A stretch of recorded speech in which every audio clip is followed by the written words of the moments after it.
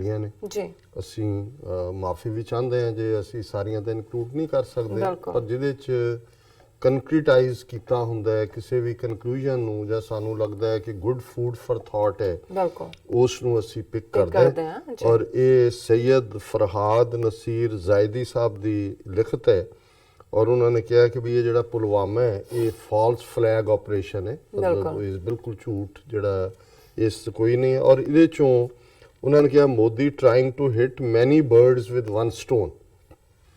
ਆਮ ਤੌਰ ਤੇ ਅਸੀਂ ਕਹਿੰਦੇ ਹਾਂ ਜੀ ਕਿ we trying to hit 2 birds with one stone, ਪਰ ਉਹਨਾਂ ਨੇ 8 ਨੁਕਤੇ ਦਿੱਤੇ ਨੇ ਵੀ ਜਿਹੜਾ ਮੋਦੀ ਨੇ ਪੱਥਰ ਚਲਾਇਆ ਪੁਲਵਾਮਾ ਦਾ ਉਸ ਨੇ 8 ਨਿਸ਼ਾਨੇ ਫੁੰਡੇ ਨੇ ਜਾਂ 8 ਨਿਸ਼ਾਨੇ ਫੁੰਡਣਾ ਉਸ ਦਾ ਜਿਹੜਾ ਉਹ ਰੀਅਲ ਇਰਾਦਾ ਹੈ। ਔਰ ਉਹਦੇ ਚ ਉਹਨਾਂ ਬੜਾ ਬਰੀਫ ਚ ਉਹਨਾਂ ਨੇ ਕਿਹਾ ਕਿ ਵੀ Modi trying to hit many birds with one stone. ਪਹਿਲਾ ਚਾਈਨਾ ਪਾਕਿਸਤਾਨ ਇਕਨੋਮਿਕਲ ਕੋਰੀਡੋਰ, ਬਿਲਕੁਲ ਸੋ ਜ਼ਾਹਰ ਹੈ ਕਿ ਉਹ ਪਾਕਿਸਤਾਨ ਦੀ ਲਾਈਫ ਲਾਈਨ ਵੀ ਹੈ ਫਾਈਨੈਂਸਿਸ ਦੇ ਲਿਹਾਜ਼ ਨਾਲ। ਔਰ ਆਲਰੇਡੀ ਜਿਹੜਾ ਇਹ ਸਾਊਦੀ ਅਰੇਬੀਆ ਦੇ ਕਰਾਊਨ ਪ੍ਰਿੰਸ ਪਾਕਿਸਤਾਨ ਦੇ ਦੌਰੇ ਤੇ ਆਏ ਸੀ ਬੜੀ ਸਕਸੈਸਫੁਲੀ, ਉਹਨਾਂ ਨੂੰ ਹਾਲਾਂ ਬੜਾ ਜ਼ਬਰਦਸਤ ਵੈਲਕਮ ਵੀ ਦਿੱਤਾ ਔਰ ਜਿਉਂ ਹੀ ਉਹ ਪਾਕਿਸਤਾਨ ਦੀ ਟੈਰੀਟਰੀ 'ਚ ਆਏ ਪਾਕਿਸਤਾਨ ਦੇ ਜਿਹੜੇ ਫਾਈਟਰ ਜਹਾਜ਼ ਨੇ ਉਹਨਾਂ ਨੇ ਸਕਾਈ ਦੇ ਵਿੱਚ ਉਹਨਾਂ ਨੂੰ ਆਪਣੀ ਹਿਫਾਜ਼ਤ 'ਚ ਲਿਆ ਔਰ ਇਮਰਾਨ ਖਾਨ ਉਹਨਾਂ ਨੂੰ ਖੁਦ ਜਿਹੜੇ ਨੇ ਉਹ 에ਅਰਪੋਰਟ ਤੋਂ ਆਪਣੇ ਘਰ ਤੱਕ ਲੈ ਕੇ ਆਏ, ਗੱਡੀ ਖੁਦ ਡਰਾਈਵ ਕਰ ਰਹੇ ਸੀ। ਔਰ ਜਿਸ ਅੰਦਾਜ਼ ਦੇ ਵਿੱਚ ਮੈਂ ਸਮਝਦਾ ਵੀ ਲੀਡਰ ਉਹ ਹੁੰਦਾ ਹੈ ਜਿਹੜਾ ਲੋਕਾਂ ਦੀਆਂ ਭਾਵਨਾਵਾਂ ਦੀ ਕਦਰ ਕਰਦਾ ਹੈ।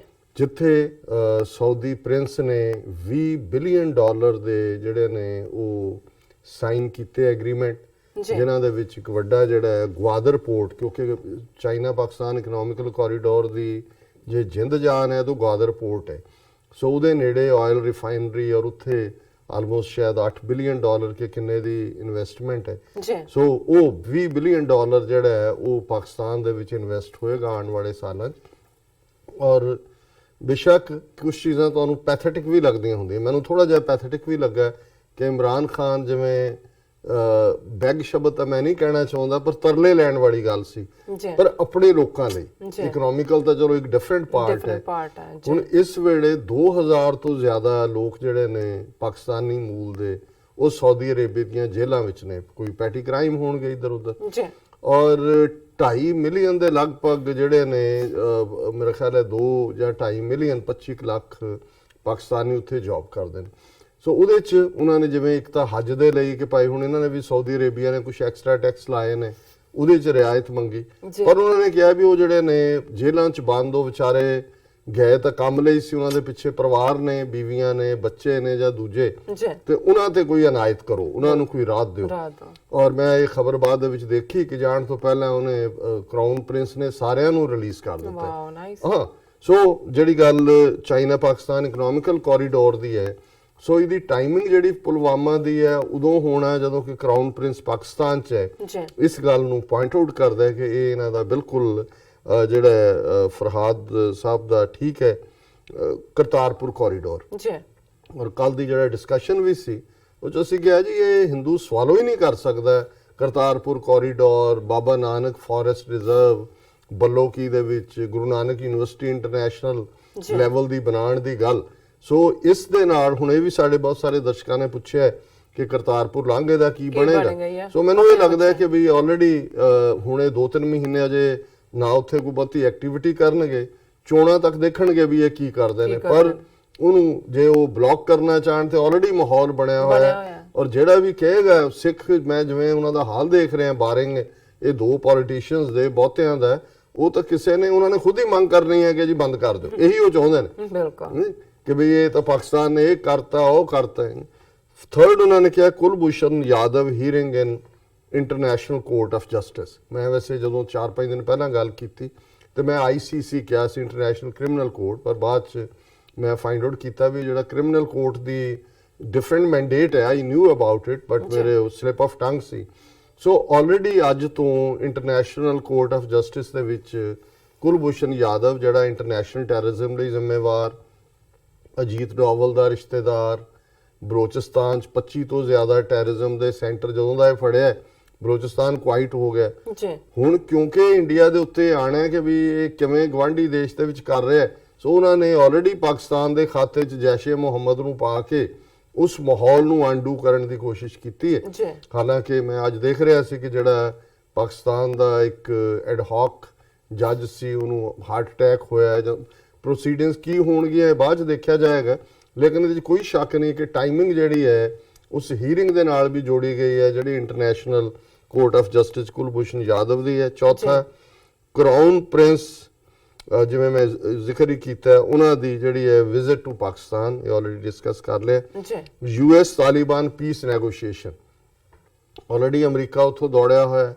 ਹੁਣ ਕੋਈ ਟਵੀਟ ਜੇ ਉੱਥੇ ਤਾਲਿਬਾਨ ਦੇ ਨਾਲ ਗੱਲਬਾਤ ਅਮਰੀਕਾ ਦੀ ਨਾ ਹੋ ਰਹੀ ਹੁੰਦੀ ਜਾਂ ਨਿਕਲਣਾ ਨਾ ਹੁੰਦਾ, ਹੁਣ ਤੱਕ ਇਹਨੇ 5 ਟਵੀਟ ਕੀਤੇ ਹੋਣੇ ਸੀ ਪਾਕਿਸਤਾਨ ਨੂੰ ਕੰਡੈਮ ਕਰਦੇ। ਸੋ ਕਿਉਂਕਿ ਇੰਡੀਆ ਦਾ ਉੱਥੋਂ ਬਿਲਕੁਲ ਹੀ ਇੰਡੀਆ ਬਾਹਰ ਹੋ ਗਿਆ ਅਫਗਾਨਿਸਤਾਨ ਦੇ ਸੀਨ ਚੋਂ, ਸੋ ਉਹਦੇ 'ਚ ਵੀ ਉਹਨਾਂ ਨੂੰ ਨਜ਼ਰ ਵੀ ਆ ਰਿਹਾ ਵੀ ਜਦੋਂ ਉੱਥੋਂ ਵਿਹਲੇ ਹੋ ਗਏ ਤਾਲਿਬਾਨ ਅਫਗਾਨਿਸਤਾਨ ਚੋਂ, ਫਿਰ ਕਸ਼ਮੀਰ 'ਚ ਕੀ ਹੋਏਗਾ। ਸੋ ਆਲਰੇਡੀ ਇਹਨਾਂ ਨੇ, ਜਿਵੇਂ ਉਹ ਹੁੰਦਾ ਕਿਸੇ ਦੇ ਅਜੇ ਉਹ ਜੁੱਤੀ ਥੱਲੇ ਨਹੀਂ ਆਉਂਦੀ, ਪਹਿਲਾਂ ਹੀ ਚੀਕਾਂ ਮਾਰਨ ਲੱਗ ਜਾਂਦਾ। ਉਹ ਕਹਿੰਦਾ, ਉਹ ਭਾਈ ਸਾਹਿਬ ਸੁਣਾਉਂਦੇ ਹੁੰਦੇ ਨੇ ਕਿ ਵੀ ਉਹ ਪੁਲਿਸ ਵਾਲਾ ਕਰ ਰਿਹਾ ਜੁੱਤੀ ਥੱਲੇ, ਉਹ ਕਹਿੰਦਾ ਅਜੇ ਤਾਂ ਮੈਂ ਤੇਰੇ ਮਾਰੀ ਨਹੀਂ, ਤੂੰ ਚੀਕਾਂ ਮਾਰੇ ਨਹੀਂ, ਕਹਿੰਦਾ ਜਿਹੜੀ ਉੱਤੇ ਗਈ ਹੈ ਥੱਲੇ ਵੀ ਆਏਗੀ। ਸੋ ਜ਼ਾਹਰ ਇਹਨਾਂ ਨੂੰ ਨਜ਼ਰ ਆ ਰਿਹਾ ਵੀ ਅਫਗਾਨਿਸਤਾਨ ਜੋ ਵਿਹਲੇ ਹੋ ਕੇ ਫਿਰ ਕੀ ਹੋਏਗਾ ਜੋ ਇਹ ਕਸ਼ਮੀਰੀਆਂ ਦੇ ਨਾਲ ਕਰ ਰਹੇ ਨੇ। 6ਵਾਂ ਨੁਕਤਾ ਹੈ political death of Modi in India. ਜ਼ਾਹਰ ਹੈ ਕਿ ਵਿਕਾਸ ਔਰ ਦੂਜੇ ਦੇ ਨਾਂ ਥੱਲੇ ਰਾਫੇਲ ਡੀਲ ਕਿਵੇਂ ਫੇਲ ਹੈ ਔਰ ਇਹਨਾਂ ਨੂੰ 2019 ਦੀਆਂ ਚੋਣਾਂ ਲਈ ਕੋਈ ਮੁੱਦਾ ਚਾਹੀਦਾ। ਸੋ ਉਹ ਸਿਆਸੀ ਮੌਤ ਨੂੰ ਦੁਬਾਰਾ ਜਗਾਉਣਾ। ਇੰਟਰਨੈਸ਼ਨਲਾਈਜੇਸ਼ਨ ਆਫ ਕਸ਼ਮੀਰ ਡਿਸਪਿਊਟ, ਇਹਦੇ 'ਚ ਕੋਈ ਸ਼ੱਕ ਨਹੀਂ ਹੈ ਕਿ ਪਿਛਲੇ ਪੀਰੀਅਡ 'ਚ ਕਸ਼ਮੀਰ ਦਾ ਮਸਲਾ ਔਰ ਪਹਿਲੀ ਵਾਰ ਸੀ 17 ਸਾਲਾਂ 'ਚ ਕਿ ਯੂਨਾਈਟਿਡ ਨੇਸ਼ਨਸ ਨੇ 2018 ਦੇ ਜਿਹੜਾ ਅਗਸਤ ਜਾਂ ਸਤੰਬਰ 'ਚ 49 ਪੇਜ ਰਿਪੋਰਟ ਕਸ਼ਮੀਰ ਦੇ ਉੱਤੇ ਕੱਢੀ।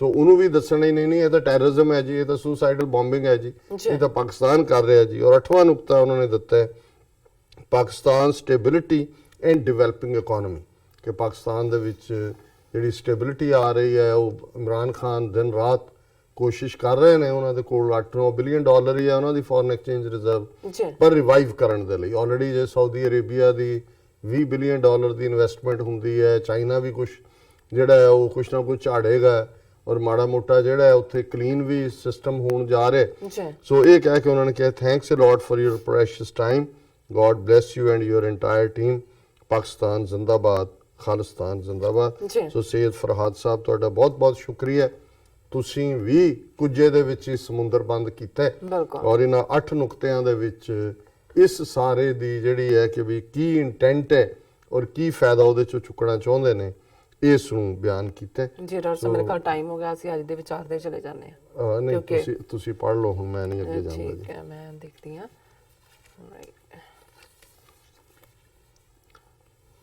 ਹਾਂਜੀ, ਸਾਨੂੰ ਪਹਿਲੇ ਸੈਗਮੈਂਟ ਤੇ ਕਾਫੀ ਸਾਰੇ ਮੈਸੇਜ ਨੇ, ਅਸੀਂ ਸਭ ਦਾ ਬਹੁਤ ਬਹੁਤ ਸ਼ੁਕਰੀਆ ਅਦਾ ਕਰਦੇ ਹਾਂ। ਔਰ ਤਾਰਿਕ ਹਨੀਸਨ ਲਿਖਦੇ ਨੇ, ਡਾਕਟਰ ਸਾਹਿਬ ਸਲਾਮ ਵਾਲੇਕਮ, ਤਾਰਿਕ ਖਾਨ ਵਿਦ ਯੂ। ਉਹਨਾਂ ਨੇ ਕਿਹਾ me and my wife were sitting at home and the talk of Pulwama attack was happening and my wife said that who can do this, and I responded to my wife, this doctor Saab can tell because he said that this is the people who are Hindu people, it can do anything to stop the Kartarpur stripe. Why do you blame the doctor who says who you love? And ਉਹਨਾਂ ਨੇ ਅੱਗੇ ਲਿਖਿਆ, so I said it is not all the doctor has told us 2 months ago that Hindu people can do this to stop the Kartarpur corridor, but Guru Nanak would never let this happen and Allah will never let it go that way. Dr. Saab and Neelam sister, Allah give you long life. ਬਹੁਤ ਬਹੁਤ ਸ਼ੁਕਰੀਆ ਭਾਈਜਾਨ, ਤੁਹਾਡੇ ਇੰਨਾ faith, ਇੰਨਾ ਵਿਸ਼ਵਾਸ। ਅਸੀਂ ਤਾਂ ਉਹ ਜਿਹਨੂੰ ਕਹਿੰਦੇ ਨੇ ਅਟਕਲਾਂ ਲਾਉਂਦੇ, ਤੁਹਾਡੀ ਬਹੁਤ ਮਿਹਰਬਾਨੀ, ਤੁਸੀਂ ਨਵਾਜ਼ਦੇ ਹੋ ਜੀ। ਬਿਲਕੁਲ ਬਿਲਕੁਲ। ਇਹ ਮੇਰੇ ਕੋਲ ਐਸ ਸੁਰਿੰਦਰ ਜੀ ਦਾ ਮੈਸੇਜ ਹੈ, ਲਿਖਦੇ ਨੇ ਸਾਵਧਾਨ, ਫਿਰਕਾ ਪ੍ਰਸਤੀ ਦੀ ਸੜਕ ਸਾਰੀ ਅਧੀਨ ਹੈ, ਸਿਆਸਤ ਵਿੱਚ ਕੋਈ ਕਿਸੇ ਦਾ ਸੱਕਾ ਨਹੀਂ ਹੁੰਦਾ, ਲੋਕ ਲਾਸ਼ਾਂ ਗਿਣਦੇ ਹਨ, ਲੀਡਰ ਵੋਟਾਂ ਗਿਣਦੇ ਹਨ, ਜਦੋਂ ਚੋਣਾਂ ਨੇੜੇ ਆਉਂਦੀਆਂ ਹਨ ਕਾਬਜ਼ ਧਿਰ ਨੂੰ ਫਿਕਰ ਹੋਣ ਲੱਗ ਜਾਂਦਾ ਹੈ ਕਿਤੇ ਕੁਰਸੀ ਥੱਲਿਓਂ ਨਾ ਨਿਕਲ ਜਾਵੇ। ਇੱਕ ਕਹਾਵਤ ਹੈ, ਕੱਲ ਦਾ ਦੁਸ਼ਮਣ ਅੱਜ ਦਾ ਦੋਸਤ। ਸਿਆਸਤ ਵਿੱਚ ਪੱਕੀ ਦੋਸਤੀ ਜਾਂ ਪੱਕੀ ਦੁਸ਼ਮਣੀ ਨਹੀਂ ਹੁੰਦੀ, ਕੇਵਲ ਮੁਫਾਦ ਦੇਖਿਆ ਜਾਂਦਾ ਹੈ। ਇਸ ਲਈ ਨਿਤ ਨਵੀਆਂ ਪਾਰਟੀਆਂ ਬਣਦੀਆਂ ਹਨ, ਰੋਜ਼ ਪਾਰਟੀਆਂ ਬਦਲ ਲਈਆਂ ਜਾਂਦੀਆਂ ਹਨ, ਬਾਰ-ਬਾਰ ਦੇਸ਼ ਦੀ ਸੁਰੱਖਿਆ ਦਾ ਰੌਲਾ ਪਾਇਆ ਜਾਂਦਾ ਹੈ। ਰੋਜ਼ ਅੱਤਵਾਦ ਦਾ ਰਾਗ ਅਲਾਪਿਆ ਜਾਂਦਾ ਹੈ।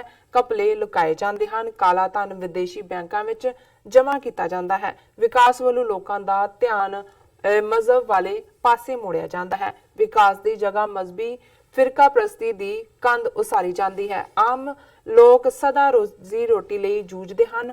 ਉਹਨਾਂ ਦੀ ਇਹ ਮੁਸ਼ਕਲ ਜਾਣਬੁੱਝ ਕੇ ਹੱਲ ਨਹੀਂ ਕੀਤੀ ਜਾਂਦੀ। ਲੋਕਾਂ ਨੂੰ ਲਾਰਿਆਂ ਦਾ ਰਾਗ ਸੁਣਾਇਆ ਜਾਂਦਾ ਹੈ ਕਿਉਂਕਿ ਲੀਡਰ ਮੁੱਦਿਆਂ ਤੇ ਪਲਦਾ ਹੈ। ਮੁੱਦੇ ਤੋਂ ਬਿਨਾਂ ਲੀਡਰ ਖਤਮ ਹੋ ਜਾਂਦਾ ਹੈ।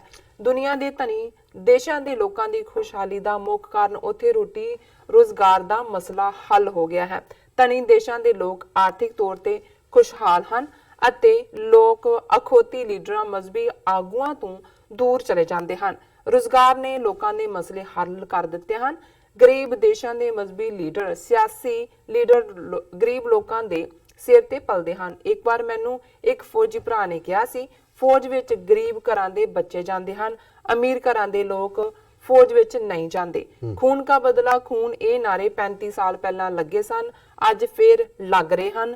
ਲੀਡਰ ਸਦਾ ਜਿੱਤ ਜਾਂਦੇ ਹਨ, ਲੋਕ ਸਦਾ ਕਿਉਂ ਹਾਰ ਜਾਂਦੇ ਹਨ? ਇਹ ਸਵਾਲ ਤੁਹਾਡੇ ਅੱਗੇ ਰੱਖ ਰਿਹਾ ਹਾਂ ਜੀ ਡਾਕਟਰ ਸਾਹਿਬ। ਦੇਖੋ, ਇਸ ਲਈ ਕਿਉਂਕਿ ਅਗਿਆਨਤਾ ਦੇ ਵਿੱਚ ਜਦੋਂ ਗੁਰੂ ਨਾਨਕ ਸਾਹਿਬ ਨੇ ਇੱਕ ਪਾਸੇ ਐਕਸਪਲੋਇਟ ਕਰਨ ਵਾਲਿਆਂ ਦੀ ਗੱਲ ਕੀਤੀ ਜੀ, ਪਰ ਨਾਲ ਹੀ ਉਹਨਾਂ ਨੇ ਜਨਤਾ ਜਾਂ ਲੋਕਾਂ ਬਾਰੇ ਵੀ ਇਹ ਕਿਹਾ ਸੀ ਕਿ ਅੰਧੀ ਰਈਅਤ ਗਿਆਨ ਵੀ ਹੋਣੀ, ਬਿਲਕੁਲ, ਪਾਏ ਭਰੇ ਮੁਰਦਾਰ।